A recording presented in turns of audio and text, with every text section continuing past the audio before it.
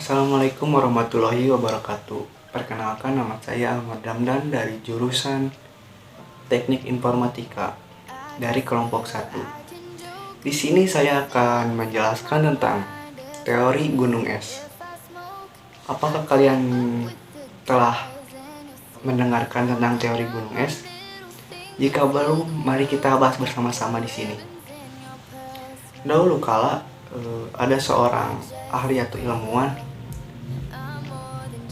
psikoanalisis yang bernama Bapak Sigmund Freud. Ia mempopulerkan tentang pikiran yang berada di alam bawah sadar, mengibaratkan sebuah fenomena pikiran kita sebagai gunung es. Contohnya seperti ini, di mana yang terlihat di permukaan atas sini itu hanya sebuah gundukan kecil gunung es, dan ini bisa diibaratkan sebuah lautan lah. Dan di sini permukaan, di sini hanya sebuah gundukan es kecil, sedangkan di bagian bawah adalah sebuah gundukan es yang besar. Nah, ini yang bisa disebut dengan kita alam bawah sadar. Dan yang di atas ini, yang gundukan kecil ini, adalah alam sadar. Kedua ini memiliki nilai masing-masing. Yang untuk alam sadar memiliki nilai 20%. Dan untuk yang gundukan es yang besar ini, yang di bawah alam bawah sadar, ini memiliki nilai 50%. Freud mengungkapkan bahwa alam bawah sadar adalah tempat kita menyimpan sebuah perasaan, pikiran, dorongan keinginan, dan kenangan yang tak pernah kita sadari. Begitupun bentuk emosi ada berbagai macam, mulai dari perasaan sakit, terus perasaan cemas, hingga sebuah trauma masa lalu. Sadar atau tidak sadar, pikiran alam bawah sadar ini sebenarnya terus mempengaruhi perilaku dan pengalaman kita sebagai manusia. Alam bawah sadar sebenarnya banyak berperan dalam membentuk motivasi dan ketertarikan pribadi dari seorang manusia. Alam ini juga bertanggung jawab membentuk memori, intuisi, dan fantasi dan mimpi, serta bagaimana informasi diproses dari seorang atau dari semua bentuk tersebut. Dan apakah kalian pernah mendengar peristiwa seorang yang tiba-tiba bisa meloncat dari pagar dalam ketinggian 2 meter ketika dikejar anjing? Padahal dalam keadaan normal orang itu tidak mempunyai atau memiliki perasaan kemampuan melompat setinggi itu. Mengapa hal demikian?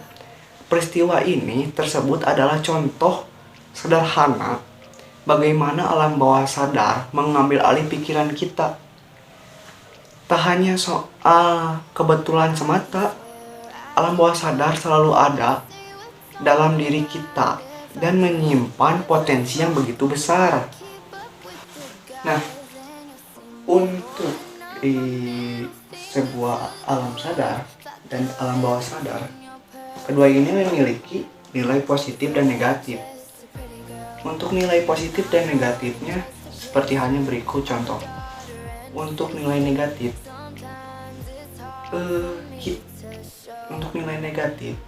contohnya malas-malasan, emosi, tidak ada rasa tanggung jawab, malas-malasan, rebahan, nggak ada potensi hidup, nggak ada semangat hidup. Dan untuk sisi positif atau nilai positifnya, memiliki rasa tanggung jawab, toleransi, kreatif, dan masih banyak hal yang lainnya. Nah, kita langsung masuk ke bagian materi ini yang selanjutnya. Yang pertama kita akan membahas tentang fenomena. Apa itu fenomena? Fenomena adalah sebuah kejadian atau peristiwa yang kita selalu alami dalam kehidupan sehari-hari kita, semisal perilaku atau kegiatan-kegiatan kita. Nah, dari situ akan timbul sebuah pemikiran, lalu mengucapkan. Apa yang dimaksud dengan pemikiran dan mengucapkan? Misal, jika kita dikasih atau diberi oleh atasan kita atau kita misal lagi kerja, kita diberi sebuah tugas atau sebuah kerjaan untuk dikerjakan sekarang. Nah, di situ kita akan ada atau menimbulkan rasa bertindak. Nah, ini tadi yang bertindak. Nah, di situ kita akan dapat memilih apakah kita harus mengerjakannya atau tidak.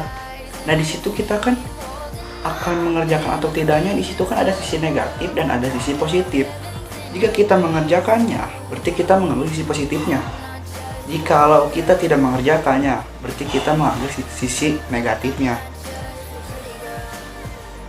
Di situ kita sudah menentukan jika kita mengambil tugasnya dan mengerjakannya, berarti kita mengambil sisi positifnya. Lalu di situ akan tumbuh atau ada muncul suatu karakter. Nah, ini karakter. Karakter itu yang bisa membentuk suatu kepribadian kita. Dari setiap individu masing-masing mempunyai sebuah karakter yang bisa ditentukan dalam yang barusan, dalam bertindak, mengucap, atau pemikiran dan fenomena. Setiap individu memiliki karakter yang berbeda. Agar muncul takdir ini, kita harus menentukan karakter dan bertindak atau mengucap, pemikiran dan fenomena. Dari semua ini akan membentuk suatu takdir untuk diri kita masing-masing agar menentukan jalan kita. Mungkin sekian dari saya pembahasannya. Jikalau ada salah kata atau ada kata yang tidak enak menyinggung teman-teman sekalian, mohon dimaafkan karena di sini saya lagi tahap pembelajaran. Sekian dan terima kasih. Wassalamualaikum warahmatullahi wabarakatuh.